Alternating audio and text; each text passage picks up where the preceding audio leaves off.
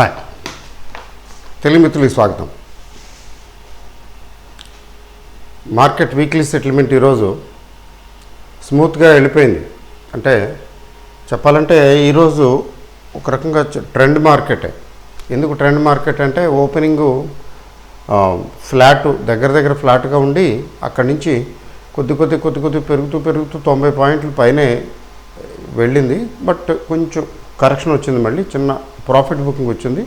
అది కూడా ఎఫ్ఐఎస్ కొద్దిగా అమ్మారు, కొద్దిగా ప్రాఫిట్ బుకింగ్ చేసుకున్నారు. వాళ్ళేమీ సెల్లింగ్ చేయలేదు, కొద్దిగా ప్రాఫిట్ బుకింగ్ చేసుకున్నారు. ఫినిష్. సో మార్కెట్ అగైన్ మరో mile stone, all time high మధ్యన రావటం అలవాటు అయిపోయింది కదా. ఈరోజు కూడా ఆల్ టైమ్ హైకి వచ్చింది. అయితే ఎంత దూరంలో ఉన్నామండి, ఇంకా 16,000 కంటే అదిగో అక్కడే, అల్లదిగో శ్రీహరిద్వారం అన్నట్టు ఉంది. 900 క్రాస్ అయిపోయింది. 920, 930 రేంజ్కి వచ్చేసింది 15,900 దగ్గర. It's only A formality. అది ఎప్పుడో వస్తుంది దాని గురించి మనం ఆలోచించక్కర్లేదు. అయితే మార్కెట్ స్టడీగా ఉంది, కొంచెం స్ట్రాంగ్గానే ఉంది. తర్వాత సెంటిమెంటు బుల్లిష్గానే ఉంది, బేరిష్గా లేదు. సెంటిమెంట్ బుల్లిష్గా ఉంది, మార్కెట్ స్టేబుల్గా స్ట్రాంగ్గానే ఉంది, స్టేబుల్ టు స్ట్రాంగ్. అది అయితే జొమాటో ఓకే 5 times ఏమో ఓవర్ సబ్స్క్రైబ్ అయింది, మామూలే. పెద్దగా ఓవర్ సబ్స్క్రైబ్ అవ్వలేదు. వాళ్ళు కొద్దిగా రేట్ పెంచేశారు, మార్కెట్లు బాగున్నాయి కదా అని చెప్పి కొంచెం రేటు పెంచి అమ్మారు. అయినా మార్కెట్లో ఏమవుతుందంటే బుల్లిష్ మార్కెట్లో మీరు ఏ రేటు పెట్టినా వెళ్ళిపోతుంది, అమ్ముడైపోతుంది. క్రేజ్. తర్వాత విశేషం ఏంటంటే ఈరోజు విశేషం విప్రో. ఐటీ రిజల్ట్స్ బాగుంటాయి అనుకున్నాం కదా, కానీ విప్రో ఏదో చెప్తారు కదా ఎరగదీసింది అంటారు చూసారా, అట్లాగా చాలా మంచి రిజల్ట్స్ ఇచ్చింది. ఈ క్వార్టర్లో 36% ప్రాఫిట్ అప్. ఫస్ట్ క్వార్టర్లో 36%. అంటే దీన్ని బట్టి ఏంటంటే మిగిలిన ఐటీ కంపెనీల రిజల్ట్స్ కూడా ఈ లైన్లోనే బాగుండే అవకాశం ఉందని అర్థం చేసుకోవాలి. మరి అలా బాగుండేటట్టయితే మార్కెట్ న్యాచురల్గానే స్పందిస్తుంది. మరి ఈరోజు కూడా ర్యాలీలో ఐటీ షేర్లే పార్టిసిపేట్ చేసిందని చెప్పాలి. టెక్ మహీంద్రా దూచుకొచ్చేస్తున్నది, హెచ్సిఎల్ టెక్ ఒకటి. విప్రో ఎలాగో పెరుగుతుంది కాబట్టి పెరిగింది. తర్వాత కొంచెం ఇన్ఫోసిస్ కూడా కొంచెం ఇంచింగ్ అప్ కొద్దిగా. అంటే టోటల్గా యాజ్ ఎ హోల్ తీసుకుంటే మార్కెట్ హెల్త్ ఈజ్ గుడ్. తర్వాత ఈ విప్రోకి రెవెన్యూ 22% అప్పట. ఐటీ కంపెనీ ఇంకా ఫ్రెష్గా మేము కూడా హైర్ చేసుకోవాలి, వి విల్ ఎంగేజ్ పీపుల్ అంటున్నారు. అంటే ఏంటి, ఐటీ ఇండస్ట్రీలో ఇంకా జాబులు బాగా ఉంటాయి, దొరుకుతాయి అని అర్థం. అంటే మన ఇంజనీరింగ్ గ్రాడ్యుయేట్స్ చాలా ఎక్కువ కదా ఇండియాలో, ముఖ్యంగా సదర్న్ స్టేట్స్లో. వాళ్ళకి ఓపెనింగ్స్ దొరుకుతాయని అర్థం. అంటే ఐటీ బాగా ఉన్నంతకాలం బాగానే ఉంటుంది, చాలా బాగుంటుంది. సో ఇది ఈనాటి విశేషం. మార్కెట్ గురించి ఏం లేదు, మార్కెట్ బ్రెడ్త్ ఓకే. లాస్ట్ 2 daysలో కూడా లాస్ట్ 2-3 సెషన్స్లో కూడా టోటల్ ఓవరాల్గా తీసుకుంటే మార్కెట్లో పెరిగినవి తగ్గిన వాటికంటే ఎక్కువ. అంటే టోటల్ నెంబర్ ఆఫ్ షేర్స్లో మెజారిటీ పెరిగినాయి, మైనారిటీ తగ్గినాయి. మెజారిటీ అంటే పెద్ద మెజారిటీ కాకపోయినా 60% to 70% పెరిగినవి, 40%, 35%, 30% తగ్గినవి అట్లా. అంటే దాని మార్కెట్ బ్రెడ్త్ అంటాం. మార్కెట్ బ్రెడ్త్ బాగానే ఉంది.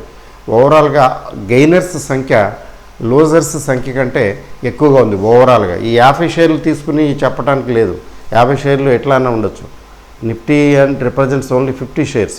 బట్ ఓవరాల్గా number of shares BSE broad based. ఎందుకంటే బిఎస్సిలో 6,000 షేర్ల దాకా ట్రేడ్ అవుతాయి కదా అన్నట్టు. బిఎస్సి అంటే గుర్తుకొచ్చింది. ఈరోజు నిన్న కొద్దిగా కరెక్షన్ వచ్చినట్టు వచ్చింది చిన్నది. ఈరోజు కూడా BSc Bombay stock exchange limited వెళ్ళిపోయింది, పైకి వెళ్ళిపోయింది. ఇది ఒకటి, సీక్వెంట్ సైంటిఫిక్ ఒకటి, ఏవో కొన్ని ఉన్నాయి, పరిగెడుతున్నాయి అంతే. ఈరోజైతే ఈ కేపీఐటీ టెక్నాలజీ, బిర్లా సాఫ్ట్, ఈ బిర్లా గ్రూపు కొద్దిగా బాగానే అందుకున్నాయి. ఇప్పుడు ఈరోజు కూడా చూశాను Birla jute and Birla corporation పేరు మార్చారు కదా. సిమెంట్ ఇంతకుముందు సిమెంట్ అని ఉండేది, ఇప్పుడు మొత్తం Birla jute and plus and products అట్లా పెట్టి పేరు మార్చారు బిర్లా కార్పొరేషన్కి.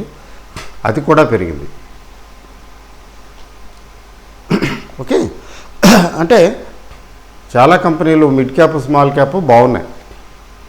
ఇట్లా చెప్పాలంటే చాలా ఉన్నాయి, అవన్నీ కాదు, ఓవరాల్గా బాగుంది మార్కెట్. ఈరోజు I discuss a small script to watch. ఈరోజు స్క్రిప్ట్ ఏంటంటే, ఇది లాంగ్ టర్మ్కి బాగానే ఉంటుంది, బట్ షార్ట్ టర్మ్కి ఇంకా బాగుంటుంది. ఏంటంటే అది ర్యాలీస్ ఇండియా. చాలామంది వినే ఉంటారు, మంచి కంపెనీ, పాత కంపెనీ. ఈ ర్యాలీస్ ఇండియా ఇది ఆగ్రో అండ్ పెస్టిసైడ్స్ వగైరా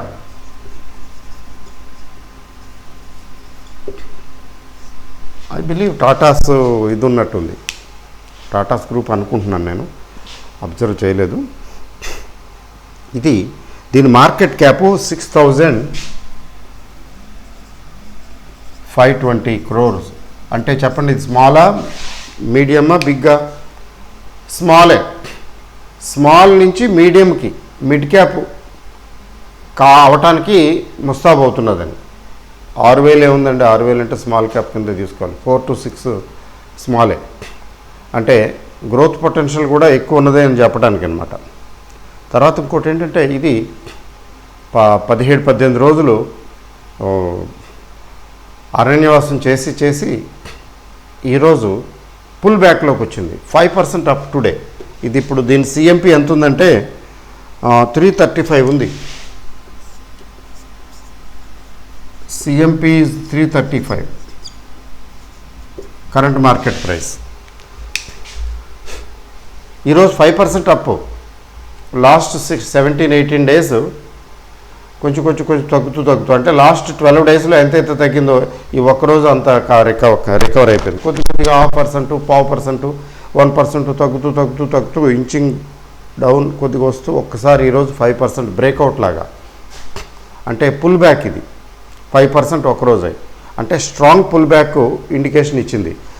తర్వాత ఆగ్రో బేస్డ్ ఇండస్ట్రీ, మనకి మాన్సూన్ స్టార్ట్ అయిపోయింది కాబట్టి ఇప్పుడు పెస్టిసైడ్స్కి వీటి కంపెనీ ప్రోడక్ట్స్కి డిమాండ్ ఉంటుంది కదా.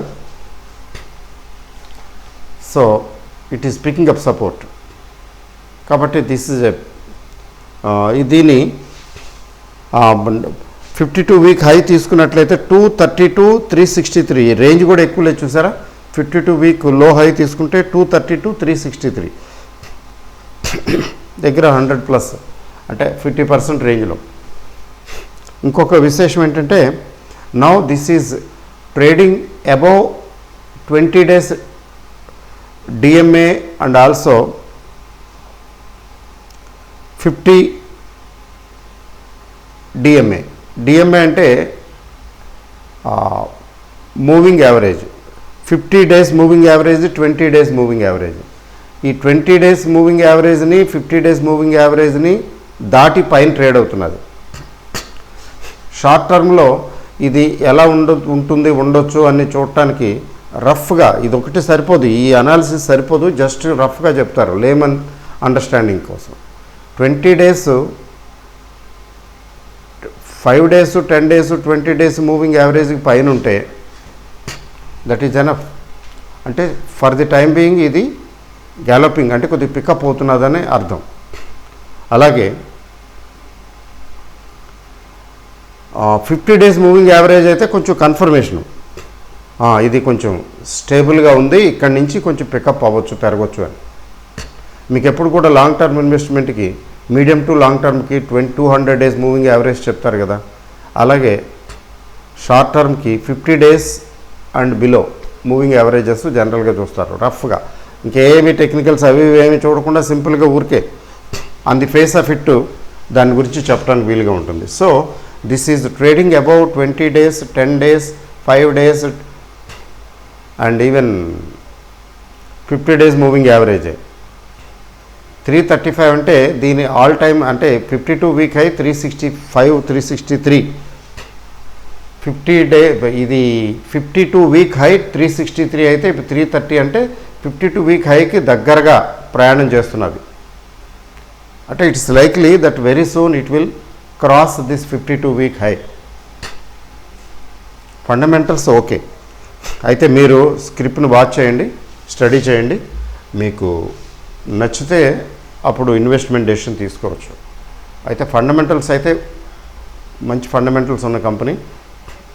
తర్వాత ఈ మధ్యన చిన్న స్మాల్ కరెక్షన్లో వచ్చింది, చిన్న కరెక్షను, అండ్ ఇక్కడి నుంచి పికప్ అవుతుంది. ఏ స్టేజ్లో అయితే బాగుంటుందో చూసుకుని మీరు కావాలనుకుంటే యూ కెన్ ట్రై. ఇది షార్ట్ టర్మ్కి పనికొస్తుంది, కొంచెం లాంగ్ టర్మ్కి చూసుకుంటానంటే లాంగ్ టర్మ్కి పనికొస్తుంది. అయితే దీన్ని 2 ఇన్స్టాల్మెంట్లుగా ఇన్వెస్ట్ చేసుకుంటే బాగుంటుందేమో అని నా అభిప్రాయం. ఓకే అండి. సో అది మార్కెట్. ఫైనల్గా చెప్పాలంటే ఏంటంటే నౌ వీఆర్ మూవింగ్ టువార్డ్స్ 16,000. విశేషం ఏంటంటే our market is ignoring even global markets. ఎట్లా అంటే యూరోపియన్ మార్కెట్స్ రెడ్లో నడుస్తున్నాయి, 1% and above red. American market నిన్నేమి అంత బాగా ఏం లేదు, రెడ్లోనే స్లైట్గా రెడ్. ఈరోజు కూడా ఎలా ఉంటుందో తెలియదు, పెద్ద it may not fair better, but still Indian market is inching up, gaining strength by strength, కొద్దిగా స్ట్రెంగ్త్ పికప్ చేసుకుంటూ ఉంది. కాబట్టి it is good thing for Indian market. తర్వాత మన ఎక్స్పోర్ట్స్ కూడా పెరిగాయని ఆ మధ్యన ఎక్కడో చెప్తున్నారు. ఎక్స్పోర్ట్స్ పెరిగాయట ఈ మధ్యన, అది గుడ్ న్యూసే, ఫారిన్ కరెన్సీ వస్తుంది. అయితే మెయిన్ కన్సర్న్ ఏంటంటే ఓపెక్ వాళ్ళు క్రంబుల్ అయినట్లు అనిపించినా ఓపెక్ సప్లై విషయంలో వాళ్ళు తీసి పరేసి అమ్మేసుకుంటాం, మాకు డబ్బులు కావాలని కొంతమంది అరే ఆగండి, సప్లై తగ్గించండి, లేకపోతే రేట్లు నిలబడవని అక్కడ జరుగుతున్నది. కొంత ట్రూస్ లాంటిది వచ్చింది అని కూడా ఇన్ఫర్మేషన్ ఉంది. బట్ ఏంటంటే రానున్న కాలంలో పెట్రోలు ఫర్మప్ కావచ్చు, క్రూడు ఇంతకన్నా ఈ రేంజ్ బాగానే ఉంటుంది. ఇంతకు మించి క్రూడ్ ధర పెరిగితే దాని ఇంపాక్టు మన ఎకానమీ మీద ఉంటుంది, ముఖ్యంగా ఇన్ఫ్లేషన్ మీద ఉంటుంది. నంబర్ 1. నంబర్ 2, డాలరు 74 అబోవే, 75 రూపీస్కి చేరువుగా దగ్గరికి వెళుతున్నది. ఇది కొంచెం జాగ్రత్తగా చూసుకోవాలని. డాలర్ పెరుగుతున్నది. డాలర్ పెరగటం మూలన ఇండియన్ రూపీ డెప్రిసియేట్ అవుతున్నట్లే కదా టు దట్ ఎక్స్టెంట్. 75 దాటితే కొంచెం తలకాయ నొప్పే.